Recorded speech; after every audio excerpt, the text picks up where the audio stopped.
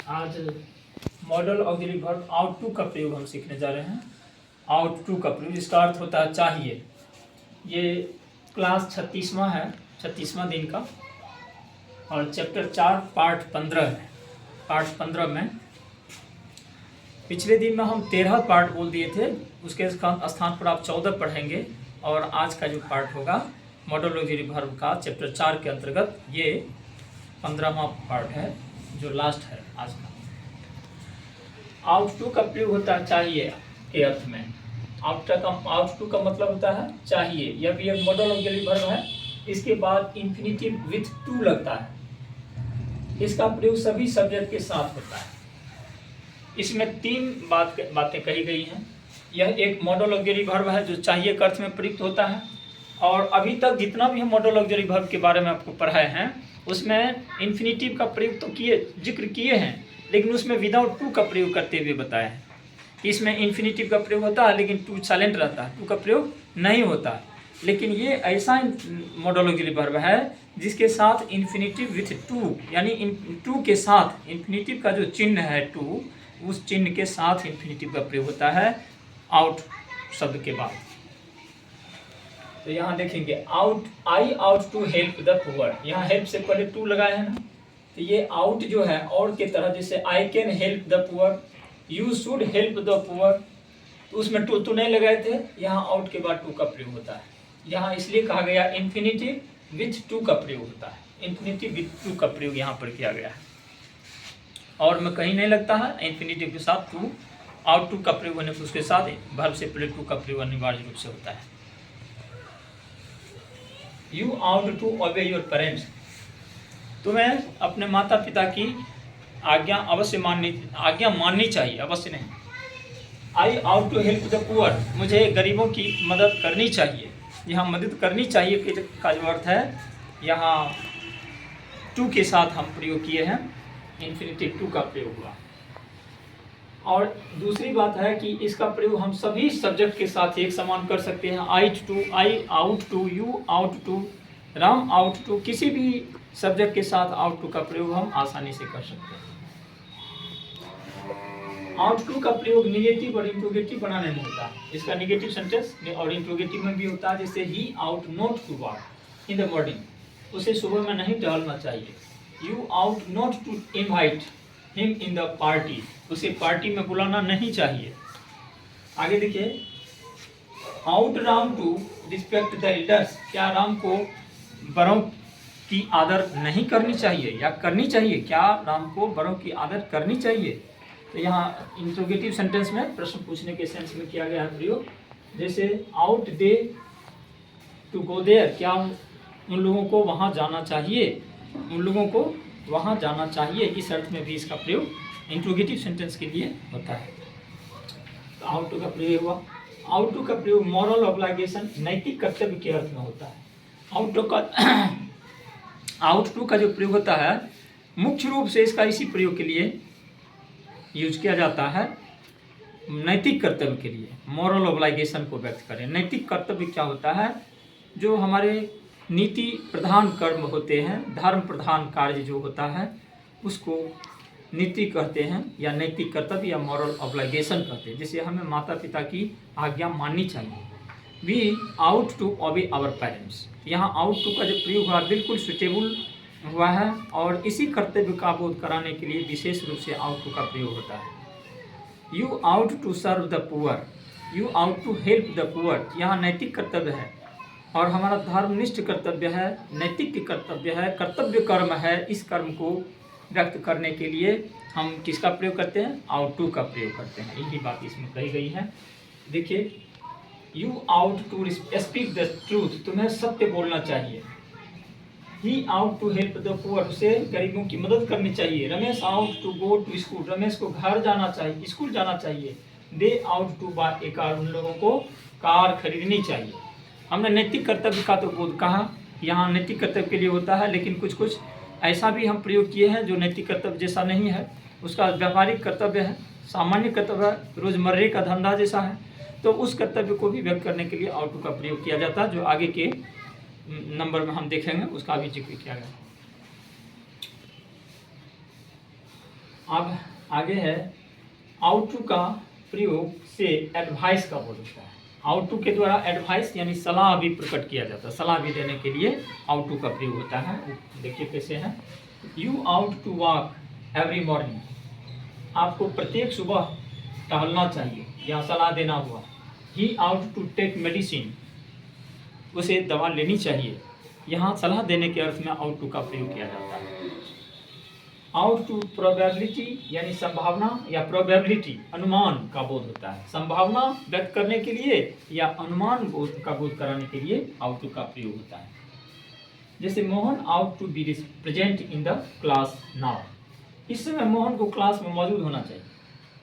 तो यहाँ अनुमान व्यक्त क्या करना हुआ, उसकी मतलब एक तरह से संभावना व्यक्त की जा रही है कि उसकी संभावना है कि आज वो प्रेजेंट होगा। The doctor ought to be present in the hospital, doctor को हॉस्पिटल में उपस्थित होना चाहिए। तो यहाँ उपस्थित होना चाहिए, और एक में है उपस्थित क्लास में उपस्थित होना चाहिए, डॉक्टर को हॉस्पिटल में उपस्थित होना चाहिए। इससे अनुमान या संभावना व्यक्त किया जाता है। ऐसे वाक्यों के द्वारा हम दोनों अर्थ ले सकते हैं, संभावना भी प्रकट कर सकते हैं या अनुमान का भी बोध हो सकता है। ये दोनों अर्थ में इसका प्रयोग होता है। आउट टू का प्रयोग किसी अनुचित कार्य को व्यक्त करने के लिए आउट टू के साथ नोट लगता है। यदि पास्ट टेंस में रिपोर्टिंग वर्ब रहता है तो इसके रिपोर्टेड स्पीच का जो वर्ब है वह चेंज हो जाता है पास्ट टेंस में, इसके अनुसार दूसरे सेंटेंस में इनडायरेक्ट में चेंज करते समय। लेकिन यही बात कर रहा है कि डायरेक्ट स्पीच में यदि रिपोर्टिंग वर्ब पास्ट टेंस में हो तो उसके रिपोर्टेड स्पीच का जो वर्ब है इनडायरेक्ट स्पीच में चेंज करते समय नहीं बदलता है, यानी पास्ट में बदल जाना चाहिए। लेकिन यहाँ आउट टू का प्रयोग जब होता है तो आउट टू का चेंजिंग पास्ट टेंस में नहीं होता, आउट टू नहीं बदलता, ये कहना है। जबकि पास्ट टेंस में रहने पर इनडायरेक्ट में रिपोर्टेड स्पीच का वर्ब बदलकर पास्ट टेंस में चेंज हो जाता है, बदल जाता है। लेकिन यहाँ आउट टू का प्रयोग होने से कोई फर्क नहीं पड़ेगा, इसका टेंस नहीं बदलता है, सेम उतर जाता है। इसलिए कहा गया राम से to me you ought to worship in the temple, Ram told me that I ought to worship in the temple. इसमें देखिए आउट टू का सेम उतर गया, कोई चेंजिंग नहीं हुआ, इसका परिवर्तन नहीं होता है। यही बात कही गई यहाँ इनडायरेक्ट स्पीच में पास्ट टेंस रहने पर, यहाँ इनडायरेक्ट स्पीच पास्ट टेंस है रहने पर भी रिपोर्टेड स्पीच यानी इस रिपोर्टेड स्पीच कि आउट टू का टेंस नहीं बदलता है, इस आउट टू का टेंस यहाँ पर नहीं बदलता है, पास्ट में नहीं बदलता है, वो सेम रह जाता है। आगे आइए, अगला रूल है नंबर 8 में, आउट टू प्लस है plus past participle. Out two plus है प्लस पास्ट पार्टिसिपल के प्रयोग से के स्ट्रक्चर से पास्ट टाइम में किसी ऐसे कार्य का बोध होता है जिसे बीते समय में करना उचित था पर वह नहीं हो सका। कोई ऐसा कार्य जिसे पास्ट टाइम में करना उचित था लेकिन किसी कारणवश उसे नहीं किया जा सका। बीते समय के ऐसे कार्य को व्यक्त करने के लिए आउट टू प्लस है प्लस पास्ट पार्टिसिपल का स्ट्रक्चर लागू होता है। वह कौन सा होता है, जैसे एग्जाम्पल तो देखिए, he ought to have come with his younger brother, तुम्हें अपने छोटे भाई के साथ आना चाहिए था। उसको उचित था कि वो अकेले नहीं आकर उसको भी साथ कर लेता, अपने भाई को भी। यहाँ ये काम उससे चूक हो रही है या चूक हो गई है, इस कार्य को व्यक्त करने के लिए आउट टू का प्रयोग किया जाता है जो बीते समय में करना उचित था परंतु नहीं किया जा सका। दूसरा एग्जाम्पल क्या कहता है, you ought to have already buy the tickets, तुम्हें पहले ही टिकट खरीद लेना चाहिए। आप मान लीजिए ट्रेन पर चढ़ गए और टिकट भीड़ में नहीं कटा सके, कभी ऐसी नौबत भी आ जाती है, तो ऐसे में हम कह सकते हैं कि you ought to have purchase और buy already purchase your buy ticket, तुम्हें पहले ही टिकट खरीद लेना चाहिए था। तो टिकट पहले ही खरीद लेना उसका कर्तव्य था, उसे उचित था खरीद लेना, जिसे नहीं खरीदा जा सका, उस कार्य को नहीं किया जा सका। इसलिए इस चुके हुए कार्य को, जो कार्य बीते समय में करना चाहिए था परंतु नहीं हो सका, उस कार्य को व्यक्त करने के लिए आउट टू प्लस है प्लस पास्ट पार्टिसिपल का स्ट्रक्चर के नियम से बनता है, उसको बनाया जाता है। तो अब देखिए इसमें ये होगा, कभी कभी आउट टू का प्रयोग नापसंदी व्यक्त करने के लिए भी होता है। कोई कार्य करना उचित नहीं लगा, पसंद योग्य नहीं है और ऐसे कार्य को कर दिया गया, तो उस नापसंदी युक्त कार्य को व्यक्त करने के लिए आउट टू का प्रयोग किया जाता है। जैसे you ought not have to avoid the post that post, आपको उस पद को ठुकराना नहीं चाहिए। कोई जॉब मिल रहा था, कोई नौकरी मिल रही थी और उसको जानबूझकर ठुकरा दिया, हम उससे भी बढ़िया करें, बाद में उस अगला भी ना होता है। तो इसमें हम कह सकते हैं you ought not to avoid that post, तो मैं उस कार्य को अवॉइड नहीं करना चाहिए, उस कार्य को, उस पद को ठुकराना नहीं चाहिए। ये नापसंदी वाला कार्य हुआ, ये पसंद योग्य कार्य नहीं किया। He ought not to miss his last chance for job, कार्य के लिए, जॉब के लिए, रोजगार के लिए अंतिम मौका को नहीं खोना चाहिए। तुम्हें रोजगार के लिए अंतिम मौका को नहीं खोना चाहिए, ये पसंद के योग्य बात नहीं थी। इस अर्थ में नापसंदी व्यक्त करने के लिए आउट टू का प्रयोग किया जाता है। अब देखिए, आउट टू मतलब होता है चाहिए, और शुड का मतलब भी होता है चाहिए। तो कभी कभी कन्फ्यूजन हो जाता होगा आप लोगों को भी कि आउट टू का प्रयोग कहाँ होता है और शुड का भी प्रयोग कहाँ होता है। इससे पहले ही हम शुड का प्रयोग पढ़ा चुके हैं, वहाँ भी कहाँ होना चाहिए, कहाँ नहीं होना चाहिए, उसके बारे में खूब चर्चा किए हैं। और आउट टू का जो चैप्टर अभी हम पढ़ रहे हैं, अब दोनों के बीच आपको अंतर हम करके दिखा देते हैं। देखिए, आउट टू और शुड का अर्थ, दोनों का अर्थ होता है चाहिए, पर आउट टू का प्रयोग शुड के प्रयोग से अधिक इम्फेटिक यानी जोरदार होता है। जहाँ पर हम शुड का प्रयोग करते हैं, हम वहाँ पर आउट टू का भी प्रयोग कर सकते हैं, और आउट टू की जगह पर शुड का भी प्रयोग कर सकते हैं। लेकिन दोनों में अंतर यही है कि शुड का प्रयोग कॉमन प्रयोग, सामान्य रूप से प्रयोग होता है, सहज अभिव्यक्ति होती है उसके द्वारा। लेकिन आउट टू का प्रयोग जब उसी का स्थान पर करते हैं तो वो ज़्यादा सटीक और ज़्यादा जोरदार होता है, प्रभावशाली होता है, ज़्यादा इम्फेटिक होता है। इसी जोरदार शैली को व्यक्त करने के लिए शुड के स्थान पर आउट टू का प्रयोग किया जाता है, जो ज़्यादा इम्प्रेसिबल होता है, ज़्यादा इम्फेटिक होता है। जैसे सेंटेंस में एग्जाम्पल के द्वारा आप समझ सकते हैं, दिया है you should help the poor, आपको गरीबों की मदद करनी चाहिए। और उसी जगह इंग्लिश में पढ़ दिया, देखिए क्या कहता है, you ought to help the poor, आपको गरीबों की मदद करनी चाहिए। माने दोनों का हिंदी में सेम है, लेकिन इंग्लिश में इम्प्रेशन, इंग्लिश में जो इम्फेटिक है, जोर ज़्यादा किस पर पड़ता है, आउट टू के कहने पर ज़्यादा बल मिलता है। तो इसी अर्थ में अधिक जोरदार शैली को व्यक्त करने के लिए आउट टू का प्रयोग होता है। दूसरा और क्या है इसका प्रयोग कि इससे अधिक नैतिकता प्रकट होती है। आउट टू का प्रयोग करने से, शुड का प्रयोग करने से सामान्य या सामाजिक सोशल ऑब्लिगेशन का बोध होता है, जबकि आउट टू का प्रयोग करने से उससे ज़्यादा मॉरल ऑब्लिगेशन का भाव प्रकट होता है, नैतिक कर्तव्य का ज़्यादा बोध होता है। इसीलिए नैतिकता के अर्थ में आउट टू का प्रयोग ज़्यादा किया जाता है और सामाजिकता के अर्थ में ज़्यादातर प्रयोग शुड का किया जाता है। जैसे I should go to school सहजता से सब कहते हैं, I ought to go to school कभी कभी कोई बोलेगा, नहीं तो साधारण रूप से नहीं कहता है। लेकिन जब हम उसी जगह नैतिकता की बात करते हैं तो वहाँ पर प्रेस डालने की बात हो जाती है और वहाँ आउट टू का प्रयोग निश्चित रूप से होता है। तो दो अंतर इसमें पाए गए। एक अंतर यह हुआ कि नैतिकता के अर्थ में विशेष रूप से आउट टू का प्रयोग होता है, जबकि सामाजिकता के अर्थ में शुड का प्रयोग होता है, सामाजिक सोशल ऑब्लिगेशन के लिए। दूसरा यह कि आउट टू का प्रयोग ज़्यादा इम्फेटिक होता है, जोरदार होता है, और शुड का प्रयोग सामान्य होता है, कॉमन होता है। तो दोनों में थोड़ा सूक्ष्म अंतर है, जबकि आउट टू के स्थान पर शुड और शुड के स्थान पर आउट टू दोनों का प्रयोग किया जा सकता है, परंतु दोनों में सूक्ष्म अंतर भी होता है। यथास्थान उसका हम आवश्यकता पड़ने पर प्रयोग कर सकते हैं।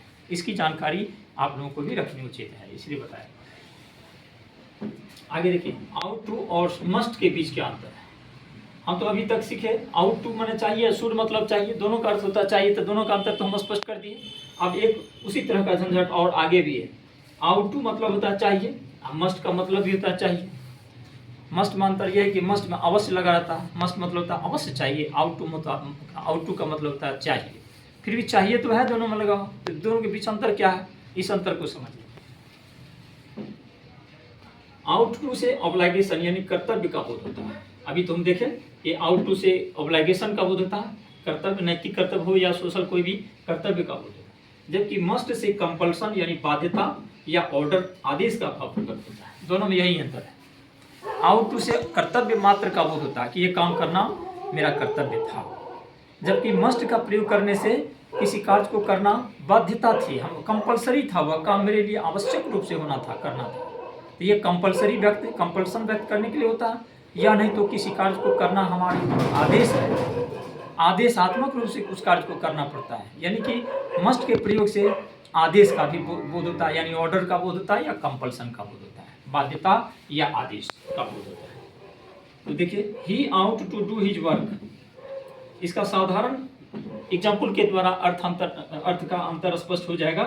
समझिए इसको, he ought to do his work, उसे अपना काम करना चाहिए, उसे अपना काम करना चाहिए। साधारण रूप से बोल दिए, उसके ऊपर कोई प्रभाव पड़ने वाला नहीं है। यहाँ देखिए, ही मस्ट डू हिज वर्क, उसे अपना काम जरूर कर लेना चाहिए, उसे अपना काम अवश्य कर लेना चाहिए। इस ज़्यादा इम्फेटिक हो गया, ज़्यादा जोरदार हो गया। और इसमें आदेश या कंपलसरी यानी कि कंपल्सन का भाव ज़्यादा इन्फोर्सेबल है, ज़्यादा प्रभावी है। इसमें लगता है कि वह कार्य, उसको अपना कार्य करना अनिवार्य रूप से था, जिसे वह नहीं करता है या नहीं किया। तो देखिए, he ought to do his work, he must do his work, कार्य दोनों में एक ही है, एक ही चर्चा हो रही है, लेकिन आउट टू के प्रयोग से सामान्य प्रयोग हो रहा है, सामान्य रूप से कहा जा रहा है। मस्ट के प्रयोग से कार्य करने की बाध्यता या अनिवार्यता या आदेश का भाव प्रकट होता है। दूसरा एग्जाम्पल देखिए, you ought to stand up before him, तुमको उसके सामने खड़े हो जाना चाहिए। इस साधारण अर्थ में हम उसकी नैतिकता को व्यक्त कर रहे हैं, जहाँ आउट टू का प्रयोग किया है और यहाँ मस्ट का प्रयोग किया है। You must stand up before him, तुमको उसके सामने अवश्य खड़ा हो जाना चाहिए, तुमको उसके सामने जरूर खड़ा हो जाना चाहिए। तो यहाँ बाध्यता प्रकट होती है, आदेश का भाव प्रकट होता है कि तुमने बड़ी गलती की, उसके सामने खड़ा नहीं हुआ, खड़ा हो जाना चाहिए।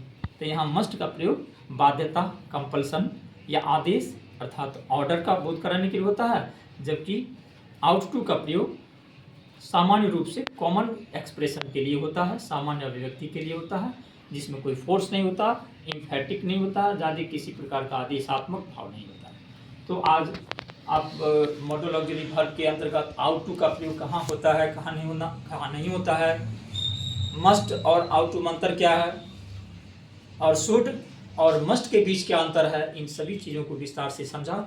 आज के क्लास में आप मॉडल ऑक्सिलरी वर्ब का जो 10वां नियम था, आउट टू का प्रयोग, वह पूरा हो गया। आज मॉडल ऑक्सिलरी वर्ब समाप्त होता है। अगले दिन फिर अगला ऑक्सिलरी वर्ब हम प्रवेश करेंगे। आज की क्लास में बस इतना।